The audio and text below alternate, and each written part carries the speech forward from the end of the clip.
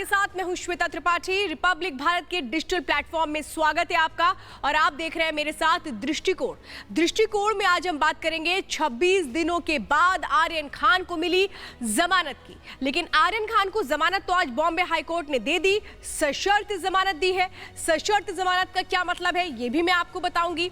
लेकिन आपको ये पता है कि आज रात आर्यन खान जेल से नहीं निकल पाएंगे, क्योंकि अभी तक जो ऑर्डर की कॉपी है वो नहीं पहुंची है जेल में और इसके बाद जो आगे की फॉर्मेलिटीज है उसको पूरा करने में 1 से 2 दिन का वक्त लग सकता है।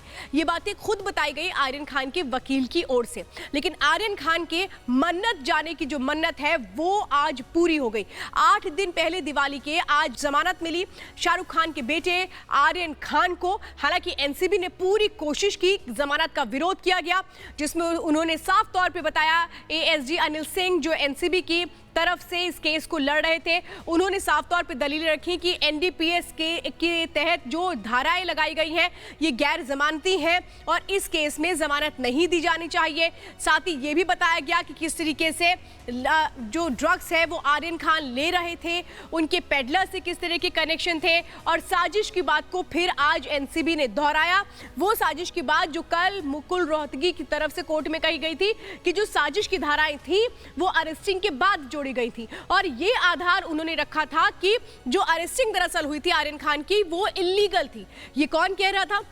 आर्यन खान के वकील मुकुल रोहतगी। लेकिन आज एनसीबी ने जब सुनवाई के दौरान अपनी दलीलें पेश की तो उसने कहा नहीं, किसी भी तरीके की जो ये धाराएं हैं ये हमने जोड़ी, हाँ लेकिन इतना जरूर था कि अरेस्टिंग के 4 घंटे बाद हमने ये धाराएं जोड़ी थी। इस बात का जिक्र एनसीबी ने साफ तौर पे किया।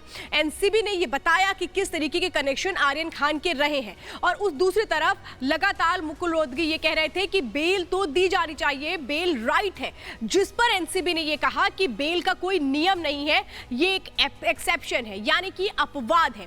यह भी एनसीबी की ओर से साफ तौर पे रखा गया था। लेकिन जिस तरीके से दलीलें दी गई, मुकुल रोहतगी की जो दलीलें थी वो भारी पड़ी और इसी के बाद जमानत मिली है आर्यन खान को। लेकिन अब मैं आपको बताती हूं कि दरअसल ये जो जमानत मिली है ये सशर्त मिली है। सिर्फ आर्यन खान को ही नहीं बल्कि अरबाज मर्चेंट और मुनमुन धमेचा तीनों को जमानत मिल चुकी है। अब सशर्त जमानत क्या है ये अब मैं आपको बताती हूं। दरअसल आर्यन खान और अरबाज मर्चेंट और मुनमुन धमेचा अगर ये मुंबई से बाहर जाते हैं तो इनको जानकारी किसको देनी पड़ेगी? एनसीबी को बताना पड़ेगा कि ये मुंबई से बाहर जा रहे हैं। और अगर ये देश छोड़ करके जाते हैं या देश के बाहर जाते हैं घूमने के लिए तो फिर ऐसे में इनको पासपोर्ट अपना कोर्ट में जमा करवाना पड़ेगा। ये शर्त रखी गई थी और इसी के साथ जमानत मिली है आर्यन खान, मुनमुन धमेचा और अरबाज मर्चेंट को।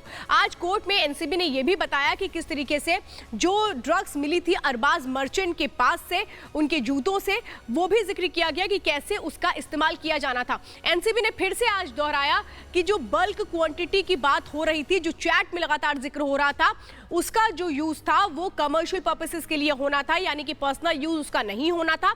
ये तमाम दलीलें एनसीबी की ओर से आज रखी गई थी और एनसीबी ने पूरी तरीके से विरोध किया था जमानत का।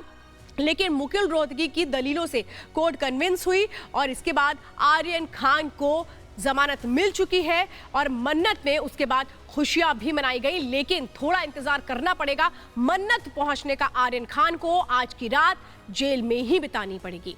बहुत बहुत धन्यवाद दृष्टिकोण में मेरे साथ जुड़ने के लिए।